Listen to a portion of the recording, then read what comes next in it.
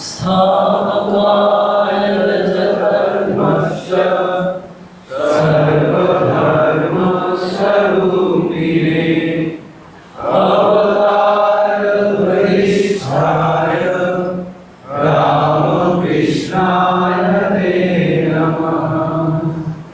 यथा वेदाधिका शक्ति रामकृष्णे स्थिता धिया सर्वविद्यास्वरूपान्तं शारदां प्रणमाम्यहम्। नमस्ते यतिराजाय विवेकानन्दसूरये सच्चित्स्वरूपाय स्वामिने नामहारिणे। আজকে যেহেতু রামকৃষ্ণ মিশন সম্বন্ধে বক্তব্য, সেটা রাজা মহারাজ এবং সমস্ত পার্শ্বদের মন্ত্র আছে সেটা বলছি। হ্যাঁ, যারা জানেন বললেন।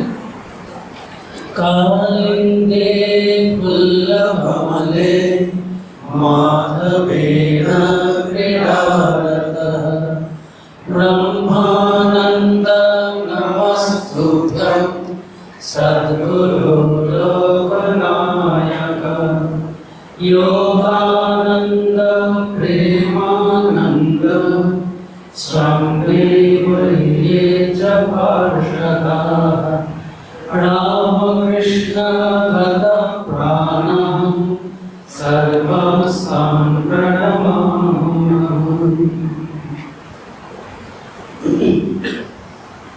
আজকে যে বক্তৃতা সেটা হচ্ছে স্মারক বক্তৃতা। আপনারা জানেন শ্যামল মহারাজ এখানকার হেডমাস্টার ছিলেন, তার সম্রাট নাম ছিল স্বামী মুক্তিদানন্দ। তার স্মৃতিতে স্মারক বক্তৃতা। আর এই বছরটা তো রামকৃষ্ণ মিশনের 125 বর্ষ পূর্তি হয়েছে। সেই উপলক্ষে বক্তৃতার বিষয়টা ঠিক করা হয়েছে রামকৃষ্ণ মিশন দেশ ও বিশ্ব বা ভারতবর্ষ ও বিশ্ব সমস্ত পাশ্চাত্যের প্রণামন্ত্রটা বলা হবে। নিবেদিত একটা সুন্দর কথা আছে মাস্টার দেশাইনি। তিনি বলছেন যে যেমন বিবেকানন্দ না থাকলে শ্রীরামকৃষ্ণের জীবনব্রতটা একবারে উনি বলছেন অর্থহীন হয়ে যায়, মিনিংলেস।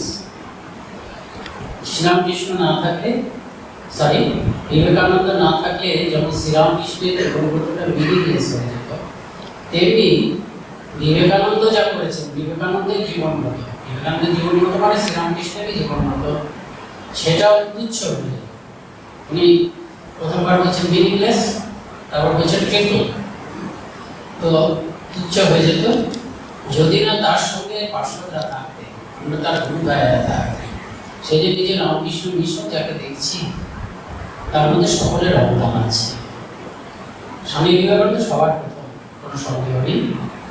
এই কথাটা আমি অনেকবার বলি, এতে একটা সত্য কথা বলে বারবার বলছি যে এই যে রামকৃষ্ণ মিশন, এটা যখন সমস্ত সাধন ভজন শেষ হয়ে গেল, ষোড়শী পূজার মাধ্যমে ঠাকুরের জন্য সাধক জীবনের পরিসমাপ্তি হলো। তারপরে সামান্য একটু সাধন করেছে, সেটাকে একেবারে প্রস্তুত হয়ে নানাভাবে করেছেন তারা, যীশু খ্রিস্টের দর্শনটা পরে পেয়েছেন, কিন্তু একেবারে সাধন করেছেন সময় একটা ধর্ম বা ধর্মমতের নিয়ম কারণ মেনে। এটা ষোড়শী পুজোর পরে আর হয়নি, সেই জন্য আমরা ধরে নিই ষোড়শী পুজোতেই ঠাকুরের সাধক জীবনের পরিসমাপ্তি হলো। এই সাধক জীবনের পরিসমাপ্তি যখন হলো, তখন এই প্রথম কিন্তু শ্রীরামকৃষ্ণ বুঝতে পারলেন যে তিনি অবতার সবসময় বুঝতে পারেন না। এটা সারদানন্দের যে লীলা প্রসঙ্গ যে বইটা একটু কঠিন ভাষায়, কঠিন নয়, একটু অন্যরকম ভাষায় লেখা, কিন্তু আপনারা প্রত্যেকে পারলে এই বইটা পড়ে ফেলবেন। বুঝতে পারবেন না হয়তো প্রথম সব কিছু, কেউ গড়গড় করে পড়তে পারবেন না। আমাদের একজন সাধু, তিনি 1 বছর ধরে লীলা প্রসঙ্গ করেছেন, খুব বুদ্ধিমান সাধু, আমার থেকে ছোট একটা সেন্টারের অধ্যক্ষ। তিনি তপস্যা করতে যখন গেছেন তখন লীলা প্রসঙ্গ নিয়ে গেছে, এই লীলা প্রসঙ্গটা শেষ করুন। কাজে আপনার প্রত্যেকে যদি 5 বছর ধরে করে লীলা প্রসঙ্গ শেষ করেন না, একটা দেখবে যে এটা অমূল্য প্রাপ্তি। আমাদের লীলা প্রসঙ্গ করতে হবে, তাহলে লীলা প্রসঙ্গটা কি? ঠাকুরের পার্শ্ব লিখেছেন, এগুলো সব এগুলোর দ্বারা সঙ্গ তৈরি হয়েছে। এটা হচ্ছে স্বামী বিবেকানন্দের ভাবধারা অনুযায়ী শ্রীরামকৃষ্ণের ব্যাখ্যা। এবং লীলা প্রসঙ্গটা স্বামী সারদানন্দ লিখতে শুরু করলেন একাধিক কারণে। প্রথম কারণ হলেন যে তিনি এডিটার হয়েছিলেন। মানে এডিটার হচ্ছে শুনতে এডিটার করতে গিয়ে এখন একটা সাধু হয়, কিন্তু ভাবতে হবে সম্পাদক, মানে এখন জেনারেল সেক্রেটারি যাকে বলা হয়, জেনারেল সেক্রেটারি থাকাকালীন তিনি উদ্বোধনের এডিটরের দায়িত্ব নিয়েছেন, বাধ্য হয়ে নিয়েছেন। লোক নেই কেন? শুদ্ধানন্দজি, ত্রিগুণাতীতানন্দজি প্রথম এডিটর। ত্রিগুণাতীতানন্দজিকে চলে যেতে হলো বিদেশে, তারপরে শুদ্ধানন্দজি হলেন। শুদ্ধানন্দজি কিছুদিন হওয়ার পরে আর পারছিলেন না, মানে কাজের চাপ, সেই সময় আর পারা যাচ্ছে না বলে শারদানন্দজি এডিটর হয়েছে। জেনারেল সেক্রেটারি হওয়ার পরেও এডিটর, ওটাকে বাদ দিয়ে নয়। তা সেই সময় তিনি দেখলেন ঠাকুরের সামনে নানা আজগুবি সব লেখা আসছে। তারপরে এই একটা কারণ। আর দ্বিতীয় কারণ হচ্ছে গৃহী ভক্তরা, গৃহভক্তরা সব নয়, মাস্টারমশাই নন, ঠাকুরমশাই নন, বলরাম বসু নয়, কিন্তু রামচন্দ্র দত্ত কিছু না, মাস্টারমশাই, বিভিন্ন মাস্টারমশাই, এরা বলতে শুরু করছে যে এই যে ত্যাগী সন্তানরা, এরা ঠাকুরের ভাবটা ঠিক বুঝতে পারে না। এরকম নানা রকম বিভ্রান্তিকর ব্যাপার। এই দুটো প্রধান কারণ। আরেকটা কারণ হচ্ছে মায়ের বাড়ি তৈরি করেছেন তিনি। এবারে বীর সন্তান তো, মা দেখছেন যে মা কলকাতায় আসে, আত্মীয় স্বজনদের বাড়িতে থাকে, আত্মীয় স্বজন নয়, ভক্তদের বাড়িতে থাকে, আজ এখানে কাল। আবার জয়ের বাড়িতে ভাইয়ের ওখানে থাকে, সেই জন্য ভাইয়ের ওখানে ওই বাড়িটা কিনে দিল, ওখানে মায়ের বাড়ি করলেন, কলকাতায় মায়ের বাড়ি করলেন, ধার করে করলেন। স্বামীজি আগের থেকে ভাবছিলেন, স্বামীজি খোড়কেদারকে বলে জমির ব্যবস্থা করে দিয়ে গেছেন, কিন্তু বাড়ি করতে পয়সা লাগে, তা এই বাড়িটা করে ধার মাথায় করে মাকে বসালেন, কিছুটা ঋণ যদি শোধ হয়। এই সমস্ত কারণে তিনি লীলা প্রসঙ্গ লিখলেন। এবং এই লীলা প্রসঙ্গের মধ্যে লীলা প্রসঙ্গটা হচ্ছে শ্রীরামকৃষ্ণের জীবন ভাষ্য শুধু নয়, এটা করলে আমরা অবতারদের, সমস্ত অবতারের জীবনের অনেক রহস্য বুঝতে পারি। অবতার স্বয়ং ভগবান, তিনি মানুষ শরীর ধারণ করে এসেছেন। এই মানুষ শরীর ধারণ করে তিনি যখন আসেন, কি ব্যাপারটা তার হয়। অবতার সিদ্ধ পুরুষ নন, অবতার রামপ্রসাদ নন, অবতার মীরাবাইয়ের মতন সিদ্ধ পুরুষ নন। সিদ্ধ পুরুষরা যাকে লাভ করে সিদ্ধ হয়, আর সাধারণ আমাদের মতন মানুষরা যাকে লাভ করার জন্য সাধক হয়, যাকে লাভ করে সিদ্ধ হয়, যাকে লাভ করার জন্য ভক্ত হয়, যাকে লাভ করার জন্য সন্ন্যাসী হয়, তারপর যাকে লাভ করে সিদ্ধ সন্ন্যাসী ও সিদ্ধ ভক্ত হয়। অবতার হচ্ছে সেই স্বয়ং ভগবান।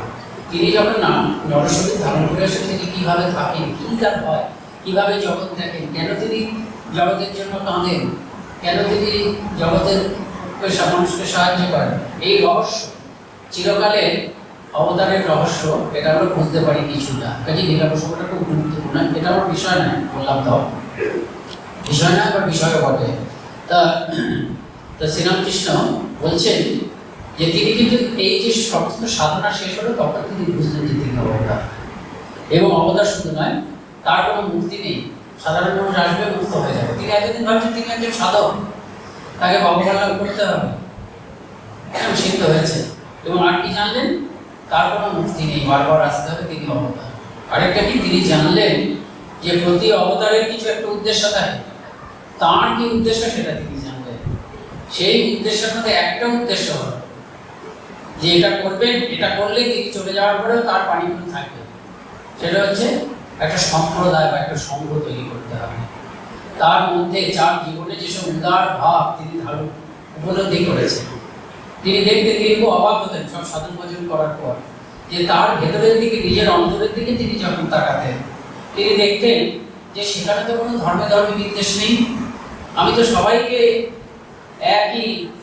একই পথে যাচ্ছে, বিভিন্ন রাস্তা দিয়ে ভাই ভাই বলে গ্রহণ করতে পারি, আপনজন বলে গ্রহণ করতে পারি। তবে এরা যেন নিজেদের মধ্যে ঝগড়াঝাটি করে, বলছে সাধারণ মানুষ তো ঝগড়াঝাটি করে, আবার যারা অনেকটা এগিয়ে গেছে, এমনকি যারা এক পথে সাধনা করে সিদ্ধ হয়েছে, তারাও পর্যন্ত অন্যের ব্যাপারে নাশ করে। সেই জন্য লীলা প্রসঙ্গকার বলছেন যে বাইরে এত উদারতা, নিজের বাইরে বা নিজের অন্তরে এত উদারতা, বাইরে এত বিচ্ছেদ, এত বিভেদ, এইটা দেখে তিনি অবাক হতেন। তারপরে তার এই উপলব্ধি যখন হলো যে তাকে এই জগতে বেশ কিছু নতুন জিনিস দিতে হবে, যে জিনিসটা রামচন্দ্র দেননি, প্রয়োজন ছিল না, শ্রীকৃষ্ণ দেননি, প্রয়োজন ছিল না, চৈতন্য যীশুখ্রিস্ট ওরা দেননি। ভগবান তখন এসেছিলেন, একই ভগবান আবার রামকৃষ্ণ হয়ে এসেছে, কিন্তু সেই যুগে প্রয়োজন হয়নি, সেই জন্য তারা দেননি। এই যুগে প্রয়োজন হয়েছে, দিতে হবে। সেটা হচ্ছে এই উদারতা। সমস্ত ধর্ম এখন এই স্বামীজি বলছেন না, অনন্ত সম্প্রদায় পূর্ণ জগতে আরেকটি সম্প্রদায় যোগ করার জন্য আমি এখন আসি, এবার আসি, শ্রীরামকৃষ্ণ আসেননি। এই যুগের ধর্মই হবে যে প্রত্যেকটা ধর্ম একসঙ্গে কর্মর্থন করবে। অর্থাৎ অবতার তো তিনি আসার পরে যে জগৎটা বয়ে চলে সেটার জন্য আজকে 2022 সালের কথিত অবতার। এই 2022 সালের প্রয়োজনটা তো তার জীবন দ্বারা সার্ভ হবে। কাজে এটা যে একটা গ্লোবালাইজ জগৎ, বিজ্ঞান প্রযুক্তিবিদ্যা যে জগৎটাকে ঘরের মধ্যে নিয়ে চলে আসবে, এবং এটা এমন একটা সময় যখন আমি ঘরে বসে থেকেও আমরা পারবো না অন্যের চিন্তার দ্বারা প্রভাবিত না হয়, আবার দেখা যাবে আমার চিন্তাও অন্যকে প্রভাবিত করবে। এই জগতের তিনি অবতার, এই যুগের তিনি অবতার, সেটা যত মহৎ তত পথ ব্যাপারটা তাকে দিতে হবে। আরো সব আছে, কর্মযোগ অবলম্বনে নতুন একটা রাস্তা বিশেষ করে তৈরি হবে। কর্মযোগ অবলম্বনে মানুষের বিশেষ উন্নতি হবে। অনসর যোগ আছে, কিন্তু এই যুগে কর্মের উপরে প্রাধান্য।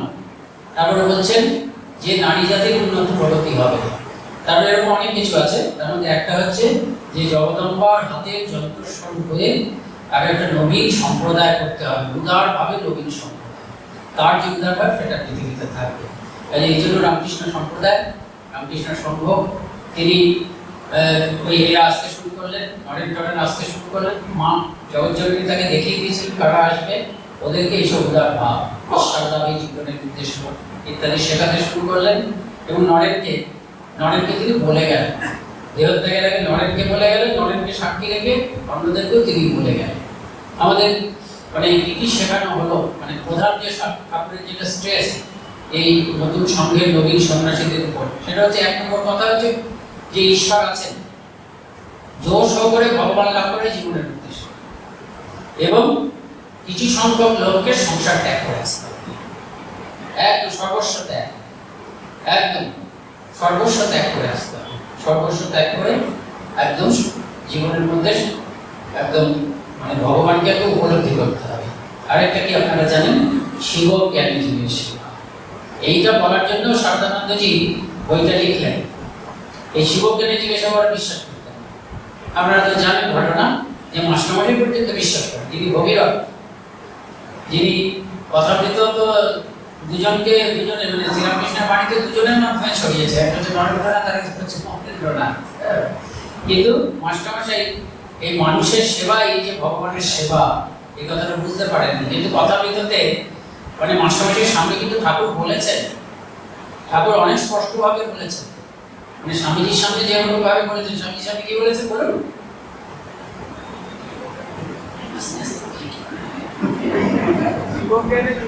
হ্যাঁ, জীবজ্ঞানী শিবজ্ঞানী জীবের সেবা, শিবজ্ঞানী জীবের সেবা বলেছেন, তাই তো মাস্টার ঠাকুরের সামনে। শিবজ্ঞানী জীবের সেবা তার একটু কঠিন এক্সপ্রেশন, কিন্তু মাস্টারমশাইয়ের সামনে খুব পরিষ্কারভাবে বলেছেন। বলতে পারেন তো, মানে কথা বলতে আছে, বলতে পারেন? খুব পড়েছেন? আচ্ছা, মাস্টারমশাইয়ের সামনে কি বলছেন যে প্রতিমায় ভগবানের পূজা হয় আর জীবন্ত মানুষের পূজা হয় না, এটা আরো পরিষ্কার। মাস্টারমশাই শুনেছেন, মাস্টারমশাই ধ্যান করে নোট করে মনে নোট করে ডায়েরিতে নোট করে আমাদের জন্য দিয়েছেন। কিন্তু মহেন্দ্রনাথ আর নরেন্দ্রনাথের এটাই তফাৎ, কাউকে ছোট করা হচ্ছে না। মানে মাস্টারমশাইকে ঠাকুর এনেছিলেন কিসের জন্য? যে তার মুখ থেকে কথাগুলো যেমন বেরিয়েছে একদম হুবহু কোনো ব্যাখ্যা না করে প্রচার করার জন্য। আর নরেন্দ্রনাথকে এনেছেন কেন? যে তার কথাকে ব্যাখ্যা করতে হবে। স্বামীজি বলেছিলেন, he was that wonderful light, he did not understand how great he was.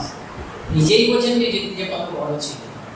He was that wonderful light, he lived that life and left it for me to interpret that life. তিনি জীবনটা যাপন করে চলে গেলেন। কিরকম জীবন? ভগবান ছাড়া কিচ্ছু জানেন না, একটা ঈশ্বর তন্ময় জীবন, ঈশ্বর পাগল জীবন যাপন করে চলে গেলেন। জীবনটা তো রয়ে গেল, জীবনটা তো শুধু শুধু তিনি আসেননি, জীবনটাকে দেখা না করলে আমাদের তো, যার জন্য তার আশা আমাদের কি হবে, সেই জন্য ওই সপ্তর্ষি মণ্ডল থেকে তাকে এনেছিলেন, স্বামীজিকে এনেছিলেন। ওর জন্যই তো সব বলছেন না, এই জায়গায় খুব ভালো গান গাইছেন, মানে গানের পর গান গেয়ে যাচ্ছে। এমন সময় ডাক্তার মহেন্দ্রনাথ সরকার ঢুকেছে, তিনিও ঢুকে বসে পড়েছেন আর নরেন্দ্রনাথ গান গেয়েছেন। আমি আজকে আপনাদের এখানে আসতে দেরি হয়ে গেল, তার কারণ হচ্ছে আজকে নরেন্দ্রপুর রামকৃষ্ণ মিশন ফাউন্ডেশন থেকে হঠাৎ আমাকে সেখানে যেতে হয়েছে, চ্যান্সেলের মাঝে যাওয়ার কথা ছিল, সেখান থেকে এলাম। তো সেখানে একজন মনোচরণ নিজ নিকেতনে গানটা গাইছে, প্রথম গান মন করছে। তা স্বামীজি যখন গান গাইতে, সে আবার অপূর্ব কি ব্যাপার হতো, ঠাকুর বলছেন ভেতরে যে আছে ওই কুলকুণ্ডলিনী বাকি, সেটা একটা খপ করে একটা কণা তুলে দাঁড়িয়ে যায়। কুলকুণ্ডলিনী সর্ব তো নানাভাবে, মানে তন্ত্রের দিক থেকে ওটাকে কুলকুণ্ডলিনী সর্ব বলে, যোগের দিক থেকে ওটাকে শুধু কুলকুণ্ডলিনী বলছে। যে ভেতরে যে আছে সেটা কণা তুলে দাঁড়িয়ে যায়, মানে কুলকুণ্ডলিনী একটা উঠতে চায়, ঠাকুরের কুলকুণ্ডলিনী সবসময় ওটা ইচ্ছা করে ওঠাতে পারে, এরকম বলছেন। তো সেই নরেন্দ্রনাথ যখন গান গাইছে, গেয়ে যাচ্ছেন একের পর এক, মহেন্দ্রনাথ সরকার ওকে পেছনে বসেছে। তারপর গান যখন থেমেছে তখন সবাই তো মুগ্ধ, মহেন্দ্রনাথ সরকারও মুগ্ধ। তিনি ঠাকুরকে খুব ভালোবাসেন, কিন্তু ওই যে পায়ে হাত দেয় অবতার বলে, এরকম সরল ভালো লোকটাকে মাথা খারাপ করে দিলে তার ধারণা সবাই ভগবান তাহলে তুই পায়ে হাত দিতে দাও কেন, বলে আমি দিন না জোর করে দেয়, হ্যাঁ প্রণাম, এরকম প্রণাম করতে দাও কেন, প্রণামের মধ্যে কি আছে, দেখো আমি সবাইকে প্রণাম করতে পারি বলে সবাই ছোট বড় সবাইকে প্রণাম করে দেখাচ্ছে। আমি কি করবেন, তারা মাথা দিয়ে সব কিছু বিচার করে। আর ঠাকুরের থেকে বোধহয় বয়সী বড় বা সমান বয়সের তুমি করে বলেন, তিনি তার এরকম ধারণা। কিন্তু গান শুনছেন তো, গান শুনে বললেন যে এর মতো ছেলে ধর্মপথে এসেছে, খুব আনন্দ হয়। এই বলা ঠাকুরের তো নরেনের সম্বন্ধে কেউ প্রশংসা করলে ওটা সাংঘাতিক আনন্দ, এই লোকটি ভালো, কেননা নরেনের সুখে নরেনের সুখে যে বলেছেন, সঙ্গে সঙ্গে ঠাকুরের তুমুলটা উদ্ভাসিত হয়ে উঠেছে। বলছে ওর জন্যই তো সব, ওর জন্যই তো সব, ওর জন্য তো সব। তিনি যে জীবনটা যাপন করে গেলেন, কে বুঝবে, কে এই জীবনটাকে একদম তৈরি করে জগতে ছড়িয়ে দেবে, মানে গোমুখ থেকে গঙ্গাকে দিয়ে সকলের ঘরে ঘরে ঘরের পাশ দিয়ে বইয়ে নিয়ে যাবে, সেগুলো যে ওর জন্যই তো সব। His life and left it for me to enjoy আপন মনে। তা সেই স্বামীজিকে তিনি বোঝালেন, তা স্বামীজি বুঝলেন, শিবজ্ঞানী জিজ্ঞেস করে স্বামীজি বুঝলেন, যুগ ধর্ম বুঝে পেলেন, মাস্টারমশাই বুঝতে পারেননি, কারণ মাস্টারমশাই সেই ফাংশন নাই, মানে প্রণাম করেই বলছিল, অত্যন্ত মানে নমস্কার আমাদের বলা উচিত, জাস্ট সত্যের খাতিরে তুলনা করছি উভয়ের ভূমিকা। যুগ ধর্ম বুঝতে পেলেন কিন্তু স্বামী বিবেকানন্দ, তা তিনি তাকে দায়িত্ব দিয়ে গেলেন যে তোকে একটা সঙ্গ করতে হবে, বলে গেলেন না, এদেরকে তুই দেখবি কেউ যেন বাড়ি কিনে না যায়। যাওয়ার আগে বললেন তো, তুই হচ্ছিস এদের মধ্যে সব থেকে শর্ট, শর্ট মানে খারাপ না, ওই আমাদের ভাষায় বলছিল, হ্যাঁ স্বামী ঠাকুর বলছেন শর্ট মানে যে বুদ্ধিমান, তুই দেখবি এরা যেন বাড়ি কিনে না যায়, এদের সকলকে এক করে ভালোবেসে রাখবি। আর ওদেরকে বলে গেছিলেন নরেনকে খুব দেখবি, নরেনের যত্ন করবি, এরা সব অবয় মাস্টার করতেন, যার জন্য পরবর্তীকালে দেখা গেছে ওরা সবাই স্বামীজির খুব দেখভাল করতেন। ওই যে স্বামীজি একবার বললেন যে আমি আমার পেছনে যেন কেউ না আসে, যাবো না, অখণ্ডানন্দজি বলেন তুই পাতালে গেল খুঁজে বের করবো।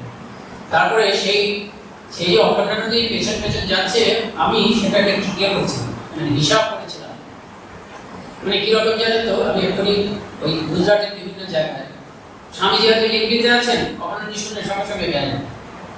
তারপরে স্বামীজি যেতে যেতে রাস্তা দিয়ে স্বামীজি ফিরে এসেছে, শুনলেন যে দ্বারকাকে বেদ দ্বারকা গেছেন, বেদ দ্বারকায় শুনলেন, বেদ দ্বারকায় যখন যাচ্ছেন তখন কি করে জানলেন, ফোন তো আর নেই, পৌঁছে শুনলেন যে বেদ দ্বারকা ছেড়ে চলে এসেছে, হ্যাঁ আবার তিনি গেলেন, এই করতে করতে কয়েক হাজার মাইল তিনি ছুটছেন শুধু স্বামীজিকে দেখার জন্য। কেন ওই বলে গেছে, আর সিসি মা বলেছিলেন যে তোমার হাতে আমাদের সর্বস্ব দিলাম। পরিব্রাজক হয়ে যখন বেরোছিলেন জানেন তো, ঘুষুরি বেলুরের কাছে, তখন সিসি মা থাকতেন, মায়ের তো বাড়ি হয়নি, মা তখন ওই ঘুষুরিতে ছিলেন 1890 সাল। তো সেই সময় এই 90 সালটার থেকেই স্বামীজির ভারত পরিক্রমা শুরু।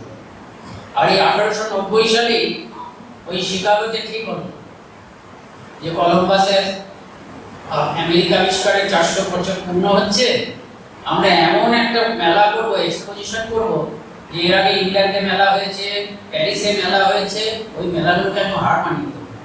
একটা কলম্বিয়ান এক্সপোজিশন আমরা করবো। 1900 বেঞ্জামিন কি নামটা কি, বেঞ্জামিন হ্যারিস কি, বেঞ্জামিন ফ্র্যাঙ্কলিন, বেঞ্জামিন ফ্র্যাঙ্কলিন, তিনি ঘোষণা করলেন, আমেরিকার প্রেসিডেন্ট, যে কলম্বাসে 1890 সালে যে কলম্বাসের আমেরিকা আবিষ্কারের 400 বছর পূর্তি হতে চলেছে, আমরা একটা বিরাট কলম্বিয়া মেলা করবো। এমন মেলায় এই যাবত যে মেলা হয়েছে সেগুলো সব একদম, সেগুলো মানে মান হয়ে যাবে। যোগাযোগ, ওই মেলাতে যিনি আসবেন তিনি তখন ভারত আবিষ্কার করছেন এবং মায়ের কাছে পারমিশন নিচ্ছেন যে মা, আমি যদি মানুষ হয়ে ফিরতে পারি তবেই ফিরবো, নাহলে ফিরছে না। মা চমকে সে কি? তখন স্বামীজি বুঝলেন যে এগুলো বলা তো ঠিক হচ্ছে না, না না, আপনার আশীর্বাদে আমি শীঘ্রই মানুষ হয়ে ফিরবো। আর তারপরে অপরানন্দজি প্রণাম করছেন, কি বললেন, মা তোমার হাতে আমাদের সর্বস্ব দিলাম, দেখো নরেনের যেন খাওয়ার কষ্ট না, সর্বস্ব। ঠাকুর চলে গেছেন, কিন্তু ওই রত্নপেটিকা যা পৃথিবীর জন্য ঠাকুর এনেছেন, সাগর ছেঁচে যেন, হ্যাঁ, রত্ন উদ্ধার করেছেন যেন, সমুদ্র মন্থন করে, আধ্যাত্মিকতার মহাসমুদ্র মন্থন করে যে রত্ন পেয়েছেন হাতে দিয়ে গেছেন, সেই রত্নপেটিকা হাতে দিয়ে গেছেন স্বামীজিকে, তিনি না হলে এই রত্নকে বিতরণ করবেন, সেই জন্য যে তোমার হাতে আমাদের সর্বস্ব। তো এরকম ভাবে ঘুরলেন ইত্যাদি। আপনারা জানেন বিদেশে গেলেন, বিদেশে গিয়ে সব সংঘ দেখলেন, খ্রিস্টান চার্চ বা একটি সেকুলার ফিল্ডের সংঘের গুণ দেখলেন। তখন তিনি বুঝলেন যে সংঘ নামে বড় কাজ হয়, কিন্তু দ্বিধা ছিল একটা। দ্বিধাটা কি? যে সন্ন্যাসীরা স্বাধীন হয়ে থাকতে ভালোবাসে, তাদেরকে সংঘবদ্ধ করা যাবে কি বা উচিত হবে কি, এই করতে করতে শেষকালে ঠাকুর যা বলে গেছেন সেটাই হলো। তিনি সংঘ তৈরি করলেন। কিন্তু সংঘ তৈরি করলে কি হবে? প্রথম স্বামীজির ভাবটা সবাই বুঝতে পারে, যদি ভালোবেসে, স্বামীজি কিন্তু বিরাট লিডার ছিলেন, সেই জন্য তিনি কেউ বলছেন ওদেরকে ভালোবেসে, এত ভালোবাসাতেই জয় করছে। যার জন্য মা বলছেন না, ঠাকুর স্বামীজি বলছেন এগুলো পার্সনিক হয়, মা বলছেন ভালোবাসায় তার সংসার করছে। সংসার মানে জগৎ সংসার তো বটে, কিন্তু এই উপদেশটা যাকে দিচ্ছেন সেটা একজন সন্ন্যাসীকে দিচ্ছেন, একজন অধ্যাপককে দিচ্ছেন। তিনি তার সাধু ব্রহ্মচারী কর্মীদের সঙ্গে খুব কড়া কথা বলতেন। আর মাকে এসে বলছেন, গোয়ালপাড়ার অধ্যক্ষ জয়রামবাটি তো কাছে, মাকে এসে বলছেন যে ওরা আমার কথা শোনে না, কারণ আপনার কাছে আসলে তাকে পালক দিতে আপনার কাছে অবাড়িত, কারণ খোঁজ দেখেন না। আরে এমন কথা বলেছেন, বলা উচিত হয়নি, অল্পের উপর দিয়ে গেছে, মানে সূক্ষ্মভাবে। ওই যে ঠাকুর বলেছিলেন না, জাত সাহেবের ল্যাটিন পাড়া পড়েছে, সেরকমই মাকে বলেছেন যে মা তো, মানে আমি তো ভাবতেই পারি না, মাকে বলেছেন আপনার কাছে আসলে আপনি ওদেরকে খেতে দেবেন না। বাপরে বাপ! মা বলছেন তুমি আমার কাছে কি বলিয়ে নিতে চাও? ওরা ঠাকুরের ছেলে, আমার ছেলে, ওদের খাওয়ার কষ্ট কেন হবে? এই বলেছে।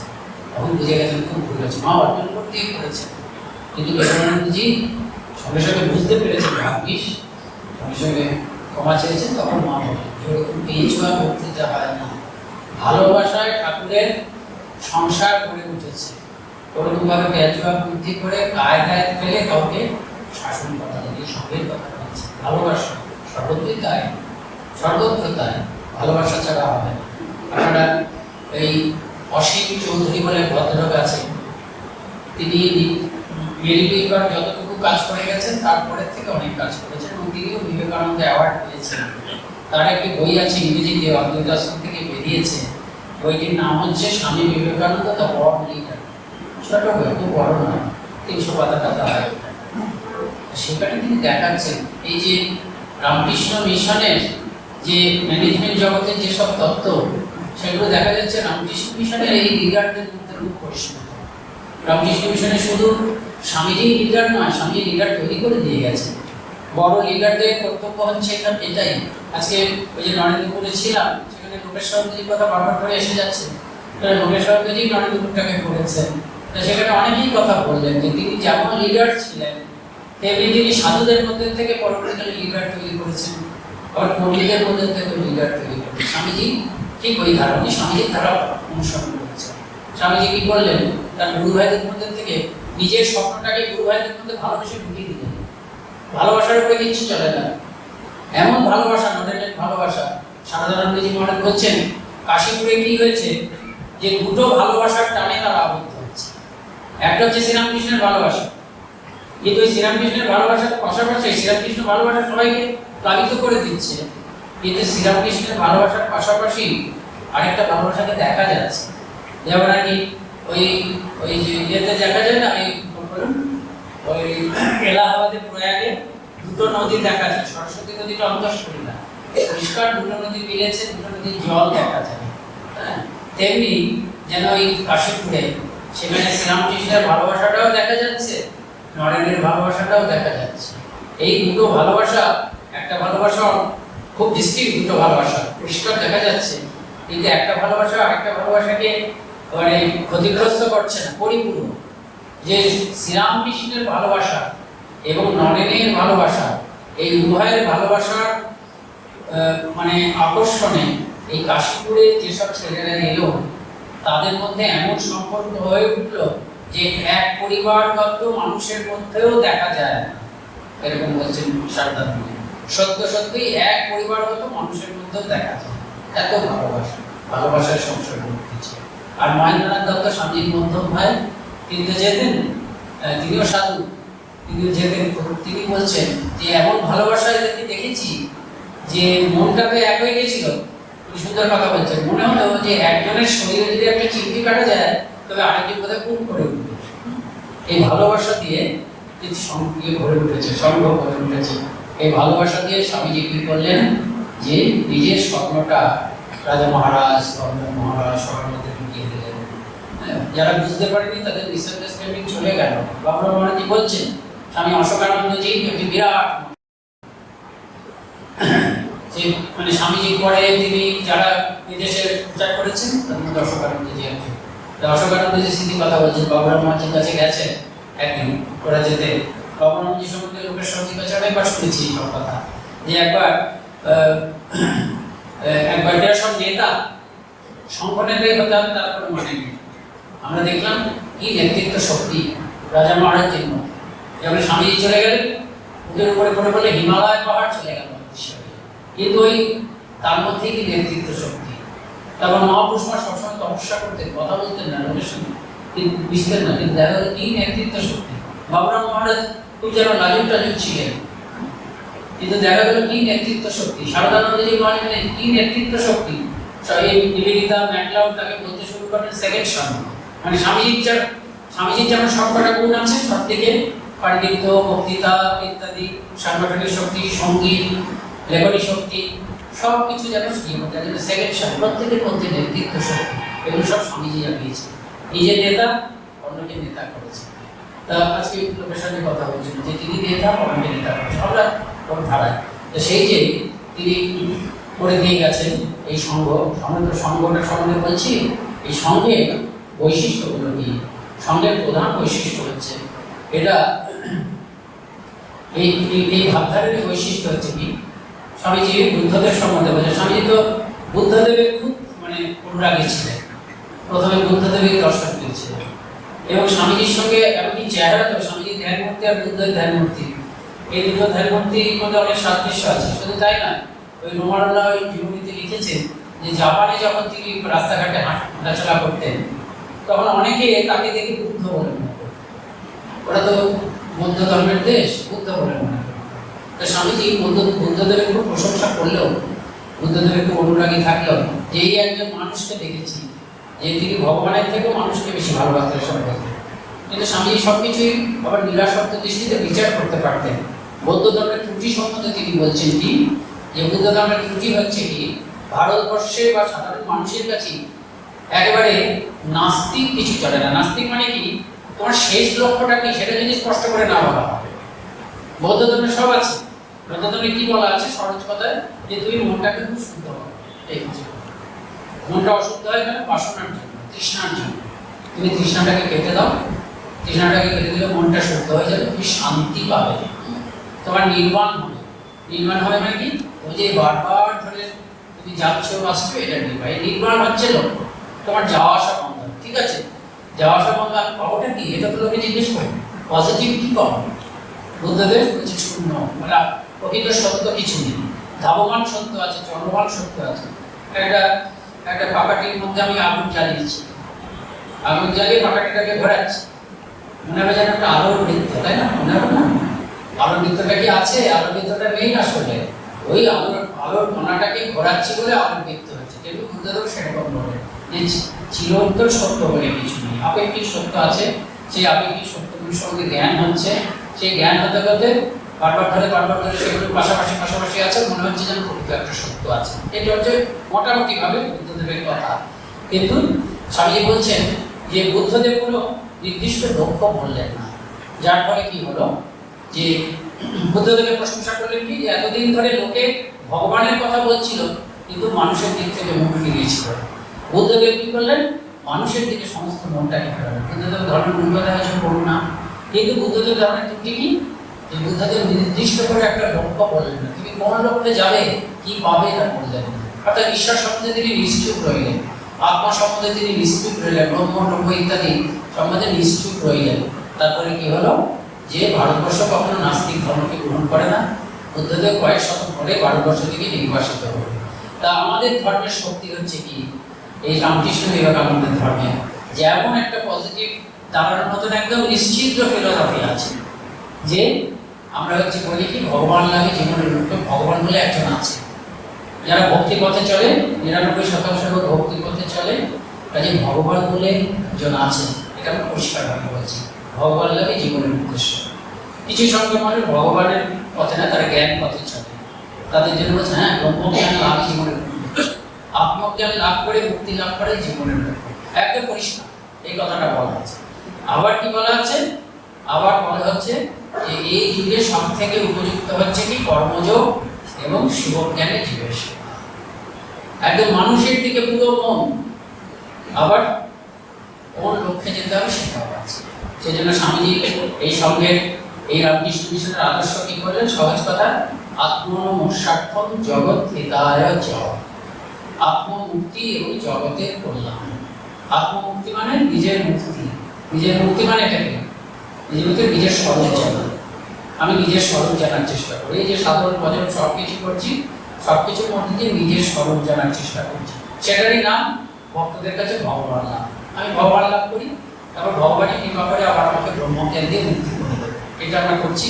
আর এটা হচ্ছে জগৎ হিতায় চ এবং জগৎহিত। এবং জগৎহিত বলছেন যে জগতের কল্যাণ করতে হবে, জগতের কল্যাণ করতে হবে। এখন জগৎহিত আমাদের সংঘ কিন্তু সম্পূর্ণভাবে হচ্ছে আধ্যাত্মিক সম্প্রদায়। এই যে জগৎহিত কথাটা বলা হচ্ছে, লোকের চোখে দেখা যাচ্ছে আমি জগতের হিত করছি, কিন্তু আমার কাছে সবই কিন্তু ভগবান লাভের চেষ্টা। আত্মমুক্তির চেষ্টাটা সেটাও ভগবান লাভের চেষ্টা, আর আমি যে বিলিভ করেছি জগতের কল্যাণ করার চেষ্টা করছি, সেটাও কিন্তু ভগবান লাভের চেষ্টা। এইটা হচ্ছে ব্যাপার, আমি ভগবান লাভেরই চেষ্টা করছি। ভগবান লাভের পথ যেমন হচ্ছে জপ ধ্যান, আমরা দেখতে যান তো, জপ ধ্যান করো, তীর্থস্থানে যাও, তপস্যা করো, এগুলো হচ্ছে প্রচলিত সাধনা, এগুলো করবো, এগুলো হচ্ছে আত্মমুক্তির চেষ্টা। আমরা সবাই বুঝি, কিন্তু আমরা সবাই যেটা বুঝতাম না সেটা হচ্ছে ওই রিলিফ ফিলিপ করা ইত্যাদি করা, যার জন্য আমাদের নাম হয়েছিল ভাঙ্গি সাধু। জানেন তো সেসব কথা? উত্তরাখণ্ডে এই কল্যাণানন্দজি মহারাজ, নিশ্চয়ানন্দজি মহারাজ, তারা গিয়ে সাধুদেরকে সেবা করছে, সাধুদেরই সেবা করছে, সাধুদের মলমূত্র পর্যন্ত পরিষ্কার করছে। সেই জন্য ওখানকার সাধু সমাজ আমাদেরকে একেবারে অপাঙ্কের করে রেখেছে, আমাদেরকে নিচু জাত বলে মনে করছে। আমাদের নাম হলো ভাঙ্গি সাধু, ওই দুই সাধুর নাম হলো ভাঙ্গি সাধু, মেথর সাধু। যার জন্য সাধু ভান্ডারায় আমাদের সাধুদেরকে নিমন্ত্রণ করা হতো না। কয়েকজন সাধু, ধর্মরাজগিরি নয়, আরো একজন দুজন সাধু তারা কিন্তু বুঝেছিল যে এরাই ঠিক ঠিক বেদান্ত চর্চা করছে। ওরকম ঘটনা তারা এসে বঙ্গতে আমাদেরকে ডাকলেন।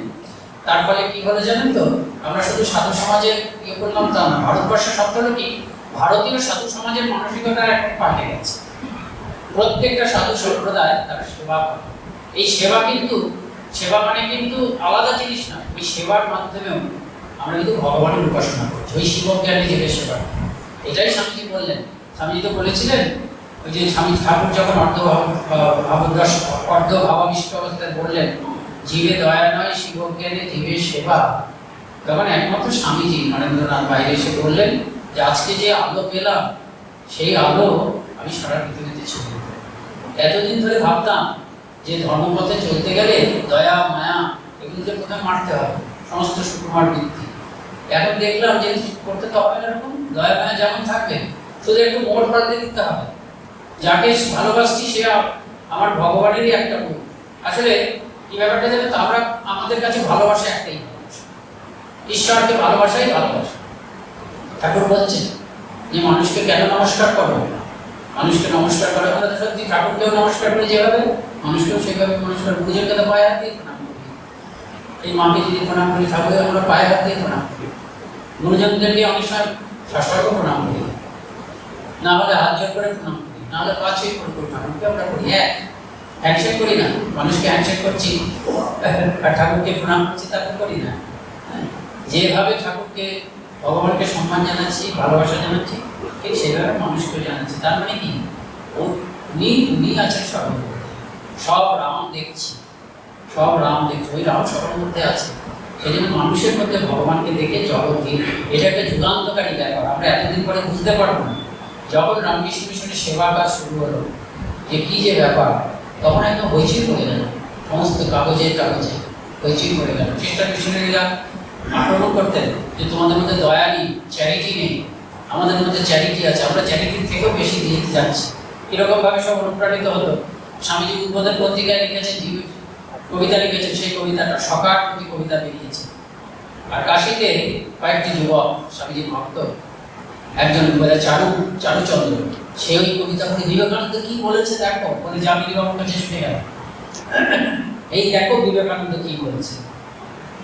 নতুন দিগন্ত, যে প্রেম করে যেই জন সেই জন শিখেছে ঈশ্বর। আজকাল বলে বলে আমাদের মনে অনেক সময় তরঙ্গ সৃষ্টি করে না, কিন্তু একটা নতুন কথা যখন তারা শুনছে তখন একটা দরকার হয়ে গেল। সত্যি তো যে চারপাশে ভগবান আছে, চোখ বুঝে ভগবানকে ধ্যান করছি, চোখ খুলে ভগবানের ধ্যান হয় না, ঠাকুর বলেছিলেন সেই জিনিস। তা পরের দিনে দেখা গেল যখন ওই জামিনী রামজন চারু এদের মধ্যে একজন যখন গঙ্গা স্নান করে উঠছে, একটি বৃদ্ধা একেবারে অসুস্থ, শুধু তাই না কাপড় চোপড় সব নষ্ট করে দিয়ে বসে আছে, এত অসুস্থ, তাকে দিয়ে সেবা শুরু করেন একজন বৃদ্ধাকে দিয়ে। সেদিন থেকে ওই সেবা কাজটা শুরু হয়ে গেল। পুয়ার ম্যানস রিলিফ অ্যাসোসিয়েশন নাম। স্বামীজি বেঁচে আছেন, স্বামীজি খুব খুশি। স্বামীজি গেলেন, শেরপাট যখন কাশিতে গেলেন দেখলেন, স্বামীজি বললেন রিলিফ অ্যাসোসিয়েশনটা আমি বলছি poor man's home of service, সেটা স্বামীজির দেওয়া না। আমরা তারপরে রামকৃষ্ণ মিশনে যখন হলো তখন আমরা সেটাকে Ramakrishna mission home of service করছি। এইভাবে নানাভাবে অবদানন্দজি মহারাজ ধীরে ধীরে চারপাশে কোনো সেবা। এই সেবার মাধ্যমে আমরা একটা নতুন রাস্তা খুঁজলাম। স্বামীজি বলছেন যে এমন একটা দিন আসবে, এক ছিলিম তামাক সাজা, সেটাকে লোকে মনে করবে যে হাজার জপের ফল হচ্ছে। এটা একটা নতুন জিনিস স্বামীজি করেছেন। আচ্ছা, বিদেশে কি হবে? বিদেশে তো দারিদ্র নেই, তাহলে কি হবে ব্যাপার? এই সেবাটা কি জিনিস? সেবাটা কিন্তু লক্ষ্য, সত্যটা লক্ষ্য। আপনারা জানেন না যে মাঠ একবার বলেছিলেন, স্বামীজি তখন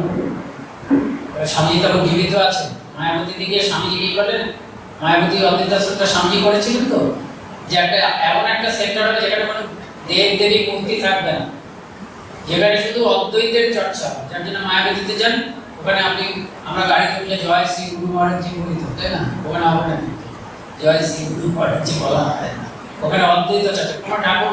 কোনো ঠাকুর দেবতার মূর্তি পাবেন না, ছবি পাবেন না, ওখানে জ্ঞানের চর্চা। স্বামীজি বলে গেছেন শুধু অদ্বৈত চর্চা। একজন স্বামীজির শিষ্য ছিলেন, একজন মায়ের শিষ্য ছিলেন, তারা নিজের ঘরের মধ্যে ঠাকুরের ছবি এনেছিলেন। স্বামীজি গিয়ে বললেন এই বুড়োকে আমরা এখানেও দেখতে হয়। স্বামীজির ভাষায় এই বুড়োর যে সব, এই দাড়িওয়ালা বুড়ো, তা বইয়ে নিয়ে আমরা শুনেছি বড়দের কাছে, আমি লোকেশ্বর নিজের কাছে শুনেছি, এই দাড়িওয়ালা বুড়ো এখানে অসন্তুষ্ট হয়েছে বলে ওরা সরিয়ে দিলেন।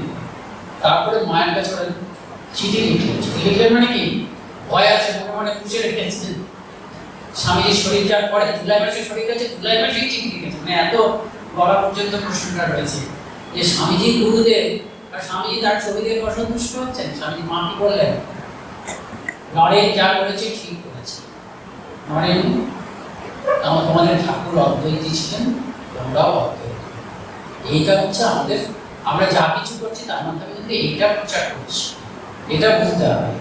সত্যটা কি জানেন তো? আসলে আমি ছোট করে বলছি, সত্যটা হচ্ছে কি, যেটা সত্য, চিরন্তন সত্য, সেটা হচ্ছে এক ভগবান আছে, আমরা সবাই ভগবান।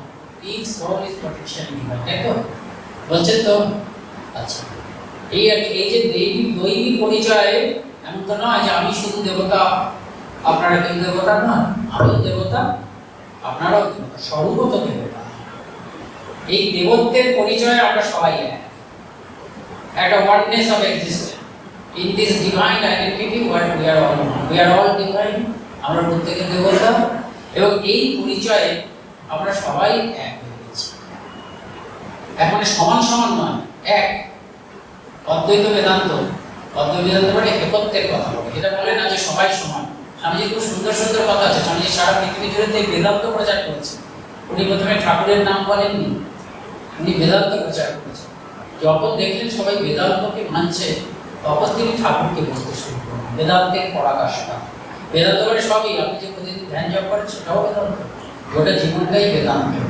তা এই যে আমি আর আপনি যদি এক হই, তাহলে এটার থেকে কি আসছে? এটার থেকে আসছে ভালোবাসা।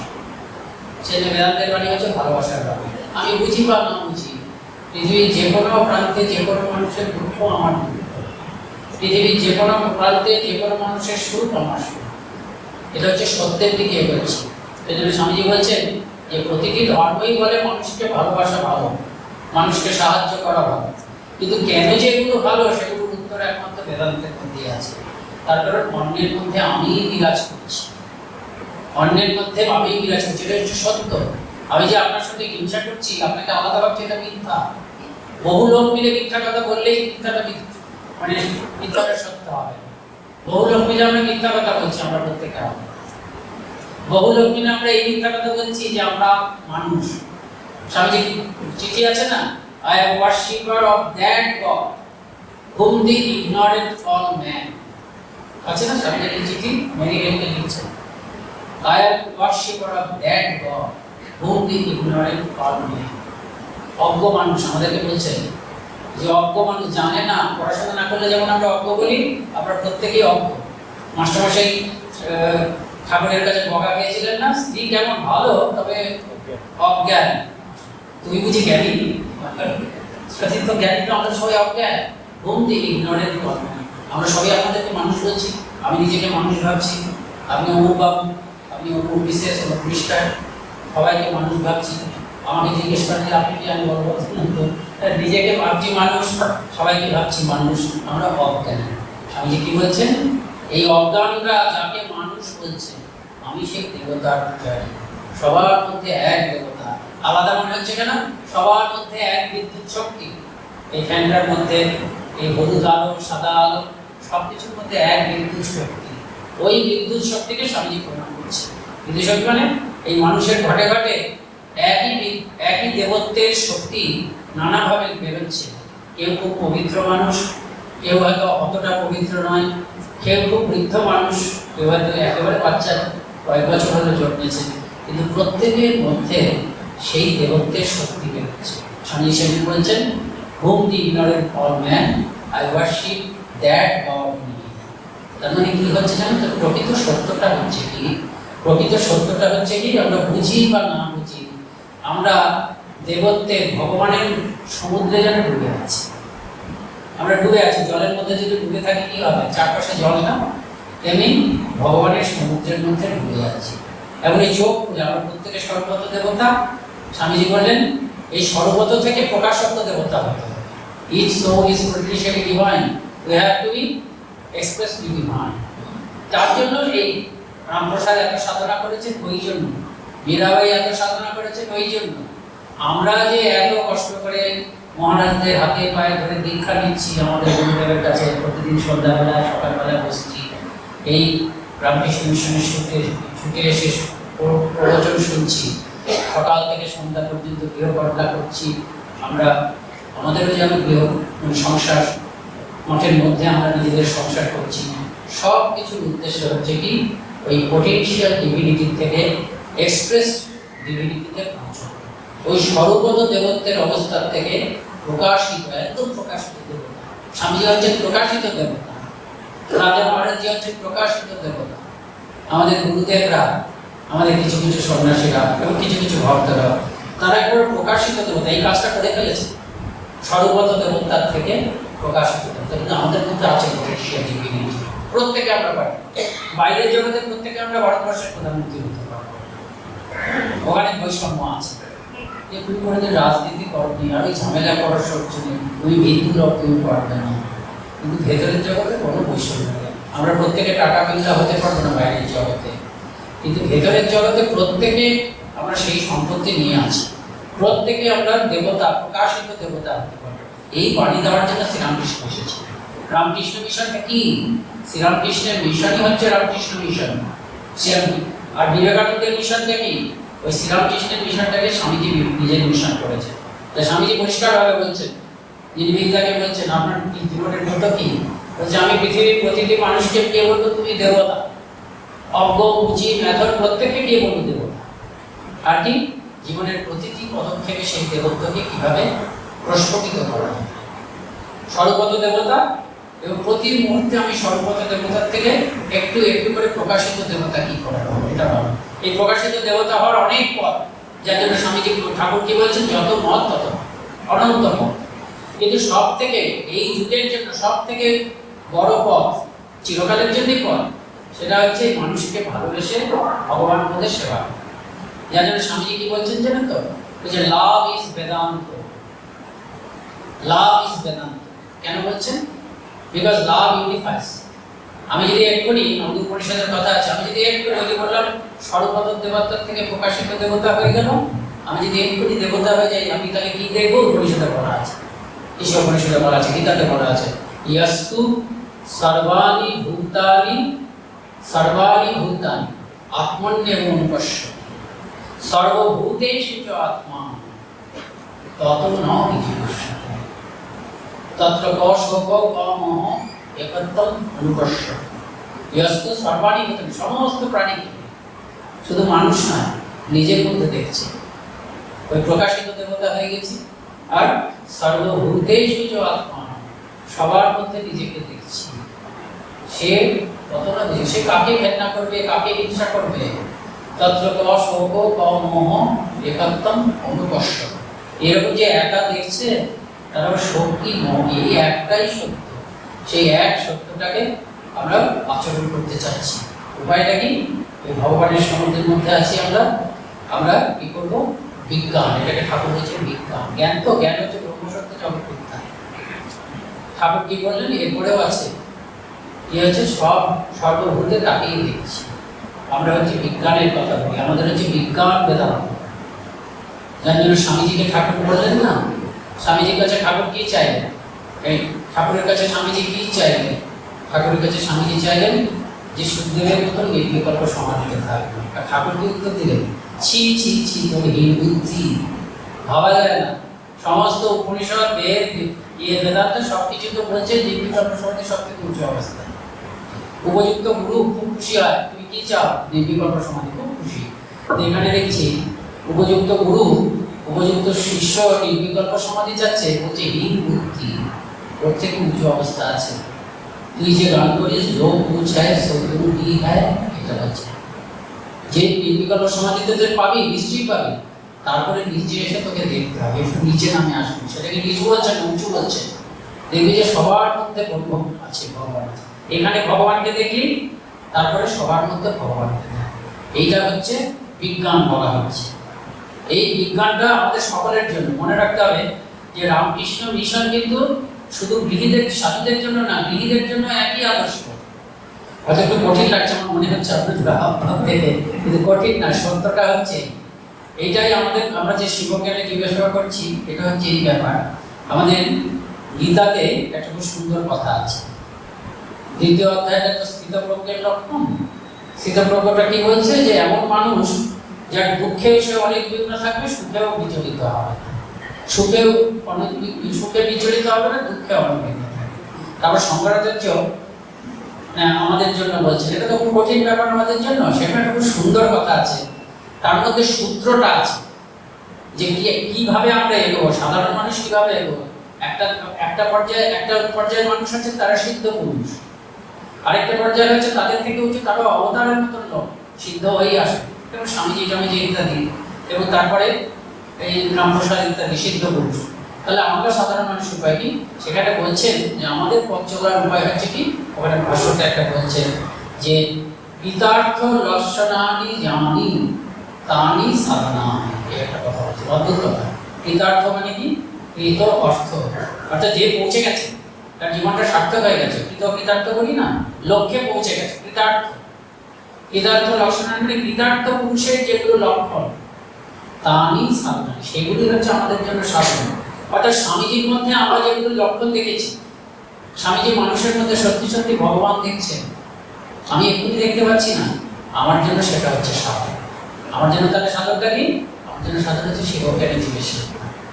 আমি ক্রমশ ভালোবাসা বাড়াবো, আমি জপ ধ্যান করবো, জপ ধ্যান করে ঠাকুরের প্রতি ভালোবাসা বাড়াবো, আমি বই পড়ে ঠাকুরের প্রতি ভালোবাসা বাড়াবো, আবার মানুষের সেবা করে ঠাকুরের প্রতি ভালোবাসা।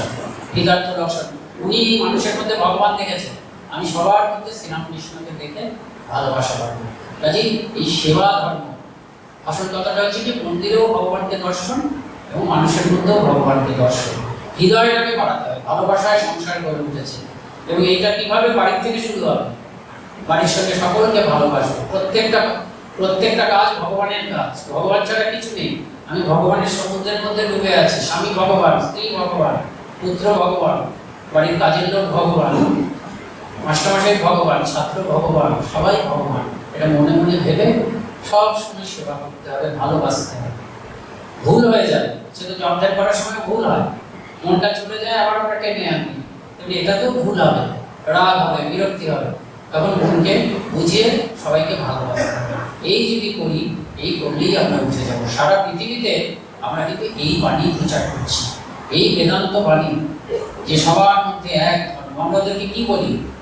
আমাদেরকে বলি যে যীশু খ্রিস্ট ঠিক আছে, তুমি অন্য ধর্মের অবতারকে মানছো, ঠিক আছে, কিন্তু জানবে যে ওর পেছনে আরেকটা সত্য আছে, একটা পরম সত্য। সেই সত্যই তোমার কাছে যীশু খ্রিস্ট হয়ে এসেছে, সেই সত্যই কৃষ্ণ হয়ে এসেছে, সেই সত্যই হয়ে এসেছে ওই বুদ্ধ, চৈতন্য, এসব। ওরা বলে যে শেষ অবতার বলে, অথবা একমাত্র অবতার। না, একমাত্র অবতার নয়, বহু অবতার। যার জন্য কি হয়েছে, এখন নয়, স্বামীজি যখন শিকাগোতে বক্তৃতা করে চলে আসছেন, এই দেশে ফিরছেন, তখনই নিউ ইয়র্কের একদল মানুষ, তারা এই বেদান্ত চর্চা করছে এবং তাদের ইন্টারভিউ সেখানে বেরিয়েছে, আবার ভারতবর্ষের কাগজেও বেরিয়েছে, যে একদল, তারা সব বিশিষ্ট লোকেরা সব আছে, 100 জন লোক, প্রায় 100 লোক, বলে আমরা বেদান্ত চর্চা করছি। তো খবরের কাগজের লোক জিজ্ঞেস করছে যে আপনারা এই বেদান্ত চর্চা করে কি বুঝছেন? যে আমরা বুঝেছি, সেই আমলে বলছে, ভাবুন, there has been many Christs, ভাবতে পারেন রিভলিউশনারি কথা, there have been many Christs who are representation of that Vedantic truth. একদম এটাই আমরা প্রচার করি, এখন একটা গৃহীত হচ্ছে যে অনেক অনেক যীশু খ্রিস্ট হয়েছে, এক যীশু খ্রিস্ট নয়, অনেক যীশু খ্রিস্ট, মানে রামচন্দ্র একজন যীশু খ্রিস্ট, শ্রীরামকৃষ্ণ একজন যীশু খ্রিস্ট, যীশু খ্রিস্ট একজন যীশু খ্রিস্ট। তখন তাকে জিজ্ঞেস করা হচ্ছে যে আপনারা যে এগুলো করছেন, আপনার দ্বারা এতে আপনারা আপনাদের নিজেদের ধর্মের প্রতি আপনাদের বিশ্বস্ততা চলে যাচ্ছে না? না, আমরা কি করছি, আমরা খ্রিস্ট ধর্মের মধ্যে আরো গভীরে প্রবেশ করতে পারছি। আমরা ওই নাজারেথের প্রফেটের যে বাণী, সেটা আমরা আরো ভালোভাবে বুঝতে পারছি। এখন এই জিনিসটা সারা পৃথিবীতে ছড়িয়ে পড়ছে। আমাদের বেদান্ত ধর্মের আকর্ষণটা হচ্ছে এই কারণে, সর্বত্র যে এর যে উদারতা, এটা হচ্ছে সব থেকে বেশি। আরেকটা কি জানেন তো, এই আমেরিকার লোকেরা তারা খুব স্বাধীনতা বিশ্বাস করে। এই স্বাধীন, আমাদের ধর্ম হচ্ছে খুব স্বাধীনতার এটা, ওরা বেদান্তের মধ্যে কেউ কি স্বাধীন? সত্যি তো, আমার ভাগ্য আমি নির্ধারণ করতে পারি, চার্চ কি বলবে, কোনো গুরুদেব কি বলবে সেটা নয়, আমরা নিজের ধর্ম নিজেই করতে পারি। আর কি হচ্ছে ভালোবাসা, ওই যে জাতি ধর্ম সব কিছু নির্বিশেষে ভালোবাসা, এই ভালোবাসাটা ওদেরকে খুব বেশি আকৃষ্ট করে। আপনাদের কাছে গল্প বলেছি যে তখন এই ঈশাত্মানন্দজি, তিনি পোর্ট ব্লেয়ারে ছিলেন, তা তার কাছে একদিন একজন বিদেশি ভদ্রলোক এলেন, তিনি শুনেছেন একটা হিন্দু সন্ন্যাসীদের জায়গা, তা এসে বললেন যে আমার প্রশ্ন আছে। কিন্তু একটা ইসরায়েলি ভদ্রলোক, তিনি জিজ্ঞেস করছেন, দেখুন, there is one world, one mankind and one God, but why are there so many religions, and why there is so much conflict among the religions. ধর্ম থাকতে পারে কিন্তু তখন ইয়ে বললেন ঈশানানন্দজি আমাদের কথা বলতে শুরু করলেন, মানে যেটা বলছে সেটা ঠিক, আমরা কিন্তু বিশ্বাস করি না, আমরা মনে করি বিভিন্ন লোক বিভিন্নভাবে দেখছে, সেটাই আসলে কিন্তু একই কথা ইত্যাদি ইত্যাদি আমাদের। এবং সেই যখন বলছেন ঈশানানন্দজি তখন তার মুখটা মানে প্রস্ফুটিত হয়ে উঠছে এবং বারবার করে তিনি বলছেন this is what I believe in, this is what I want to say, এরকম বলছেন। এবং তিনি মানে খুশি হচ্ছে, তার মানে কি এই যুগে গ্লোবালাইজ পৃথিবীতে শান্তিপ্রিয় মানুষ এবং রেশনাল মানুষ তারা কিন্তু এরকম একটা ধর্মই চাচ্ছে। যার জন্য জানেন তো আজকে বিদেশে চার্চগুলোতে অল্পবয়স্কদের যাওয়াটা খুব কমে যাচ্ছে এবং অনেক চার্চ বিক্রি হয়ে যাচ্ছে। শিকাগোতে আমরা একটা চার্চ কিনে নিয়েছি, সেই চার্চই আমাদের এখন শিকাগো বেদান্ত সেন্টার। এবং আজকে শুধু নয়, ওই যে একটা সময় হিপি আন্দোলন হয়েছিল, আমার বয়সী যারা তারা হয়তো জানেন, আমাদের একটু আগে সেই হিপি আন্দোলনে একজন ছিলেন বিটলসদের নাম শুনেছেন কি বড়রা যারা আছে? হ্যাঁ, সেটা কিন্তু একেবারেই প্রাচ্য দর্শনের হিন্দু ধর্মের দ্বারা প্রভাবিত হয়েছিল। এবং সেটা কি স্বামীজির দ্বারা প্রভাবিত, কি কারণে? একদিক থেকে যে স্বামীজির রাজযোগটা ওই রবিশঙ্কর মানে উদয় শঙ্কর বোধহয় সম্ভবত, রবিশঙ্করজির ভাই বলেছেন, উদয় শঙ্কর হতে পারে বা ওনার আরো ভাই ছিল, তিনি ওই বিটলসদের একজন পান্ডা হ্যারিস, পল হ্যারিস বোধহয় নাম, তাকে তিনি রাজযোগ বইতে দিচ্ছেন যে আমার এতদিন পর্যন্ত বলছেন তিনি যে আমি খ্যাতি পেয়েছি, সব পেয়েছি, কিন্তু মনে হতো জীবন যেন বৃথা, এটার মধ্যে উত্তর পেল। এই উত্তর পাওয়ার পরে তিনি বুঝলেন এবং তার সেটার দ্বারা অনেকে তারা প্রভাবিত হয়েছিল এবং অনেক ওই বিটলস তারা এসেছিল, ঋষিকেশে ছিল। তাই এই জিনিসটা সবাইকে, এই বেদান্ত ধর্ম এই জিনিসটা সবাইকে এখন প্রভাবিত করছে। এটাই হচ্ছে আজকালকার ধর্ম। ইয়াংরা কেউ চায় না, তারা এরকম শুনতে চায়, তারা আমাদের এই যে সবাইকে গ্রহণ করে রামকৃষ্ণ মিশনের কাছ থেকে তারা এটা পায় এবং রামকৃষ্ণ মিশন সবাইকে গ্রহণ করছে, বেদান্ত এবং উদার এবং মানুষকে সেবা করা, এই এবং এই বাণীটা সারা পৃথিবীতে জয় করবে, এটাই স্বামীজি ভেবেছে। স্বামীজি বিদেশে বক্তৃতা করতে করতে স্বামীজির মাঝে মাঝে আত্মদর্শন হতো। তিনি একদিন বললেন সকলের সামনে যে আমি জীবনে আমি এর আগে কখনো এত শক্তি নিয়ে আসিনি। কেন বলছেন কি জানি, এরা গুরু ভাইরা বলতেন বহুদিন আগে তিনি এসেছিলেন, নররূপী নারায়ণ তো আবার এসছেন, ঠাকুর আবার এনেছেন। ঠাকুর সবাইকে এক প্রতি অবতারে বোধহয় ব্যবহার করেন না, কারণ এভাবে যোগী মহারাজকে ব্যবহার করেন, তাই না? কারণ কি বলেছেন, যোগী মহারাজ কে ছিলেন? অর্জুন ছিলেন। হ্যাঁ, কৃষ্ণ অবতারে তো প্রধান তো ধর্মস্থাপক তিনি, যদি এই অবতারে ব্যবহার করেন। স্বামীজি বলছেন আমি এত শক্তি দিয়ে কখনো আসিনি। এবার কি করতে হবে? বলছেন society must be turned upside down. জগৎ সভ্যতা, মানব সভ্যতাকে ওলট পালট করে দিতে হবে ভালোর জন্য, ফর দি বেটার। যে এত শক্তি নিয়ে আমি করি, একটা নতুন সভ্যতায় করা হবে এবং সেই সভ্যতাটাকে স্বামী বারবার করে বলে গেছে এই বেদান্ত। আমিও দেবতা, অন্য সবাই দেবতা। অন্যকে দেবতা বলে ভেবে তুমি ভালোবাসো, তাকে সেবা করো এবং তোমার মধ্যে দেবতা জেগে উঠবে। এবং তার সাথে ধ্যান যোগ রাখতে হবে। ধ্যান যোগ রাখলে কি হবে? এই আদর্শটা থাকবে। আমরা সেটাই করি, রামকৃষ্ণ মিশনের সাধুরা সেবাও করি। ভগবান ভাবলে কি হচ্ছে? ভগবান ভাবলে ওই কাজটা পুজো হয়ে যাবে। যে কোনো কাজই করি না কেন সেটা তো কোনো মানুষের জন্য করছি, কিন্তু মানুষ বলে আসলে কেউ নেই। হোম দি ইগনোরেন্ট কল ম্যান। এটা আমি যেই মানুষ বললাম, মনে মনে মানুষ ভাবছি কাউকে, আমি অজ্ঞদের দলে পড়ি না। স্বামীজি যাদেরকে বলছেন অশিক্ষিত বলতে পারে, আমি অশিক্ষিত ধরে কোনো মানুষ বলে কেউ নেই, সবাই ভগবান। এখন আমি যে কাজ করছি সেই কাজই তো কোনো ভগবানের উদ্দেশ্য করা।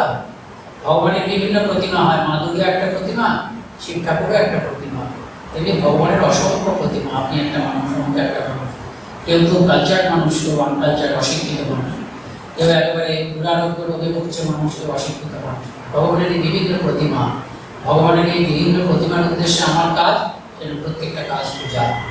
ভগবানের এই বিভিন্ন প্রতিমাকে আমি সেবা করছি তার একটা কষ্ট দূর করার জন্য, সেটা হয়ে গেল তো আমার পূজা। মানব সেবাই মানব সেবা, দেখবেন উত্তরাখণ্ডে লেখা থাকে। এটা হলো আর কি ধ্যান জপ করবো। যার জন্য রাজা মহারাজজি আমাদের সাধু ব্রহ্মচারীদের কি বলতেন একটা ফর্মুলার মতো, meditate meditate meditate and serve his creatures. ধ্যান করো ধ্যান করো ধ্যান করো এবং সেবা করো। এই দুটো হচ্ছে মন্ত্র। রামকৃষ্ণ মিশন শুধু আমাদের জন্য নয়, মানে সন্ন্যাসীদের জন্য নয়, সন্ন্যাসী গৃহী নির্বিশেষে সকলের জন্য। আপনারা মন্ত্র পেয়েছেন, আমরাও মন্ত্র পেয়েছি। আমরা যে যেখানে আছি এটা কিন্তু আমরা করতে পারি। কাজের মাধ্যমে ভগবানকে লাভ করা যায়। কাজটাকে যদি পুজো করা যায়, সত্যি সত্যি লাভ করা যায়। সেবার মাধ্যমে, সেবার একটা কাজ। কাজটা যখন লোকের কল্যাণ করার জন্য আমি পুরস্কার দিচ্ছি, তখন আমি সেবা বলেছি। সেবাকে একটা কাজ, কাজেই কাজকে পূজাতে রূপান্তরিত করা যায়। সূর্যানন্দজি রাত জেগে থেকে কালী পুজো করতেন। আবার উদ্বোধনের এডিটর হয়েছিলেন বলে তখন তো লোকজন ছিল না সহায়ক, তিনি কি করতেন, রাত জেগে জেগে প্রুফ দেখতেন। তখন তিনি বলতেন ওই একই আনন্দ পাচ্ছি ভেতর থেকে, একই আনন্দ ভেতর থেকে পাচ্ছি। রাত জেগে কালী পূজা করে যেমন আনন্দ পাই, সেরকম তেমনি আপনারা বাড়িতে রান্না করছেন, এক আনন্দ পেতে পারেন। মনকে বোঝাতে হবে। মনকে যদি বুঝিয়ে দেন, একদিনে বেলুর মঠে যেতে হবে না, একদিনে আসানসোল আশ্রমে আসতে হবে না। যদি ঠিক ঠিক হয়, আপনাকে লাভ করতে হবে তো আপনার ভেতরে। কোনো একদিন আপনার ভেতরের এই হৃদয় ভেতরে ফুল ফুটতে হবে। সেই ফুল ফোটার উপকরণ আপনাকে দিয়ে দেওয়া হয়েছে। সেটা কি? মন্দিরের ভগবান আর আপনার চারপাশের মানুষের। মন্দিরের ভগবানকে ভালোবাসবেন, চারপাশের মানুষকেও ভালোবাসবেন। একটা ভালোবাসা। মানুষকে ভালোবাসা বলতে কিছু নেই, সবই হচ্ছে ভগবানকে ভালোবাসা। ভগবানকে মানুষের মতো ভালোবাসছি, যার জন্য আমি যা খেতে ভালোবাসি তাই দিচ্ছি। আমি খিচুড়ি ভালোবাসি, ভগবানকে খিচুড়ি দিয়েছি। আমি দেখেছি খুব ভালো ফুল ফুটেছে, ভালো আপেল হয়েছে, ভগবানকে দিচ্ছি। আবার মানুষকেও ভগবান বলতে ভালোবাসে। একদম ভগবান বলতে ভালোবাসার অর্থটা কি জানেন তো? ভালোবাসা থাকবে, তার মধ্যে একটা শ্রদ্ধা থাকবে।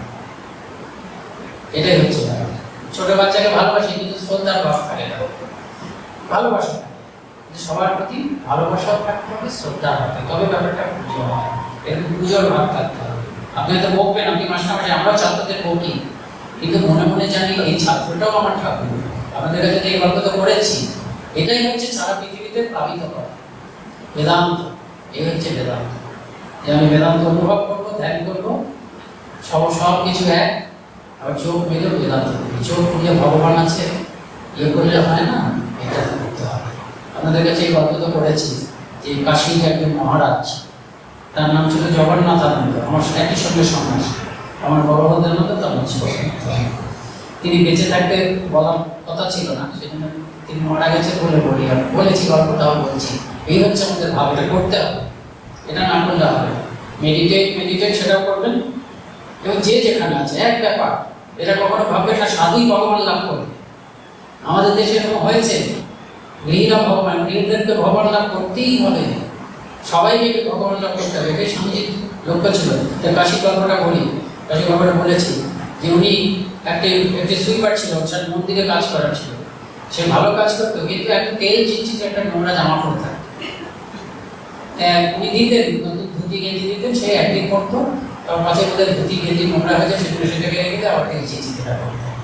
একদিন ভীষণ বকেছে, থেকে বোধ হয় গালাগাল দিয়েছেন কিছু, তার মনে নেই। কিন্তু ওই জগন্নাথ হচ্ছে রাত্রিবেলা স্বপ্ন দেখছে, স্বামীর চোখ এমনিতেই বড়, রেগে গিয়ে আরো বড় বড় করে তাকে বলছে, তুমি ওদেরকে বলেছো এই কথা? নিশ্চয়ই বলেছিলেন যে তোমার মুখ দেখলে পাপ হয়, তুমি কাছে আসলে তোমার ঘেন্না হয়। স্বামী রেগে গিয়ে বলছে, জানো ওরা আমার লোক। শুধু আমার লোক নয়, উনি ওদের মধ্যে আছে। আর সিসি মায়ের ঘটনা বলেছি যে একদিন তার বাড়ির কাজের মহিলাকে এবার পদাঘাত করে ফেলেছে। তারপর থেকে তার পায়ে একটা অদ্ভুত ব্যথা, সেই ব্যথা কিছুতেই ছাড়ে না। সেবা প্রতিষ্ঠানে ভর্তি হয়েছে। ওই আমাদের এই অর্থোপেডিক ডাক্তার, নামটা ভুলে যাচ্ছে, নাম ছিল, তিনি দেখছেন হয়তো অপারেশন করতে হবে কি হবে না, ভাবছে ভীষণ যন্ত্রণা, নিজের সঙ্গে দীক্ষিত, কিন্তু এই ভুল যাচ্ছে না। কিন্তু মা কৃপা করেছে, তা মায়ের কাছে খুব প্রার্থনা করছে, মা কৃপা করো, কৃপা করো, কৃপা করো। সেবা প্রতিষ্ঠানে ভর্তি আছে, এটা অনেকদিন আগের কথা। তার একদিন বন্ধুর কাছে শুনেছি, তখন মা সত্যি সত্যি একদিন সকালবেলায় স্বপ্নে দর্শন দিয়েছেন বা সত্যিকারে এসেছে, এই যে তোমার ওই পায়ের ব্যথা ছাড়বে না, এটা তোমার মনে নেই? এত বছর আগে তুমি ওকে তুমি পদাঘাত করেছিলে, ব্যবহার তো তুমি খারাপ করো বরাবর, সেদিন তোমার মাথাটা এতই চড়েছিল যে তোমার কোন বিবৃতির সঙ্গে ওটাকে লাথি মেরেছিল, ছাড়বে না। ক্ষমা করা, আমার কাছে ক্ষমা চেয়ে দিতে হবে, ওর কাছে ক্ষমা চাও। ও যদি ক্ষমা চায়, উনি তখন বাড়িতে আছেন সেই পরিচয়টা, তিনি হয়তো সকালবেলা খাবারটা নিয়ে এসে তখন তাকে হাত জোর করে খুব ক্ষমা চেয়েছেন, আর এতদিন কেটে গেছে তো আর মা উনি এত কষ্ট করছেন, সে ক্ষমা করেছে, তারপরে সে কাজে এই হচ্ছে ব্যাপার। এই বাণী যে চোখ বুঝে ভেতরে এখানে ধ্যান করবো আর চোখ খুলে মানুষকে দেখবো, প্রতি মুহূর্তে মানুষকে ভালোবাসবো, দেবতা বলে ভালোবাসবো, সাধ্যমতো পাশে দাঁড়াবো, সেবা করবো, এই যদি করি আমরা বিমল আনন্দ পাবো। সত্যি সত্যি এগুলো ভেতরে ভগবান জীবনকে এই হচ্ছে রামকৃষ্ণ মিশন। সারা পৃথিবী জুড়ে এই বাণী এবং স্বামীজি কি বলছেন, এটা ওনাদের কাছে এটাও বলেছে যে এইভাবে করতে করতে কি হবে, আমরা প্রত্যেকটা জেনারেশন মানুষ হিসাবে প্রোগ্রেস করবো। তারপরে কি হবে, মানব শিশু যোগ বিভূতি সম্পূর্ণভাবে জন্মগ্রহণ করবে, মানে মানুষের স্ট্যান্ডার্ড আধ্যাত্মিক স্পিরিচুয়াল স্ট্যান্ডার্ড বেড়ে যাবে শিশু অবস্থা থেকে। এবং তারপরে এমন একটা দিন আসবে কি, যে prophets will walk on every street in every city of this world. শিক্ষক মহাপুরুষেরা জগতের প্রত্যেকটা নগর নগরীর রাস্তায় রাস্তায় ঘুরে বেড়াবে। যেমন আমরা প্রত্যেকটা শহরে গেলে আপনি ডাক্তার পাবেন, অ্যাডভোকেট পাবেন, ইঞ্জিনিয়ার পাবেন, কনসালটেন্ট পাবেন নানা বিষয়ে, তেমনি রাস্তাঘাটে শিক্ষক মানুষরা ঘুরে বেড়াবে। এবং স্বামীর কথা তো মিথ্যা হবে না, মহাপুরুষ সমাজ বলতেন ঋষি, তার কথা মিথ্যা হয় না, অন্ধকারে ঢিল ছোড়া কথা না। যাই হোক, এ বলার শেষ নেই, অনেক কিছু বলা যায়। এদিকে আমি দেরি করে এসেছি, অনেক দিন ধরে প্রোগ্রাম সেটা শুরু করবো, রওনা হতে অনেক দেরি হয়ে গেছে, আপনারা ভালো থাকবেন। না ওম শান্তি শান্তি